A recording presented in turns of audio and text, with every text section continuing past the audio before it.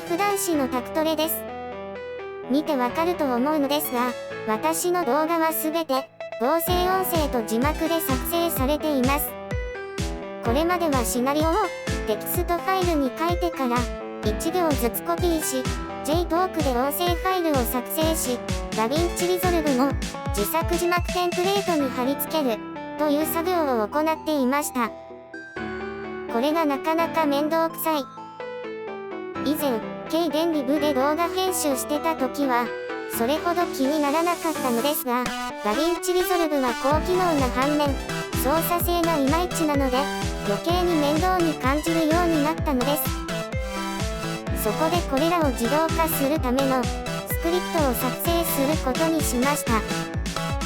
どこまで自動化できたかな？まず、音声ファイルの作成は、リブレライターのマクロで行っています。これは MS Office、Word のマクロ、VBA に相当する機能です。音声ファイルを作りたい行を選択し、右クリック&コマンド実行で、音声ファイルを生成できるようにしています。複数行でも実行可能なので、全選択することで一気に、すべての音声ファイルを作成することも可能です。字幕に関しては DaVinci Resolve の API でスクリプトを作りました。先ほど作成した音声ファイルを DaVinci Resolve に読み込むとともに、シナリオファイルから字幕を作成します。字幕の長さは音声ファイルの長さに合わせています。こんな感じで出来上がります。多少、手で修正しなければならないところもありますが、おおむね要件は満たせれたかと思います。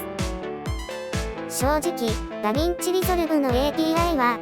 かなりヘボいので、スクリプトの作成には、少々手こずりました。最初はネットにあるサンプルプログラムの、1行目から動かなかったからね。実行環境が Linux だからか、DaVinci Resolve が無償版だからかわかりませんが、公式リファレンスの API の中には、動かないものがいくつかありました。それも結構重要な API が動かない。よくここまでできたな、と思います。ネット情報では、無償版だと API は動作しない、と言ってる人もいましたから。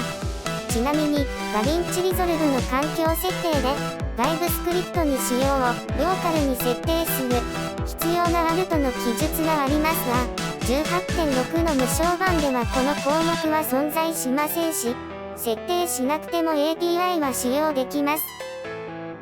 それにしても、もうちょっと必要な API、提供してくんないかな。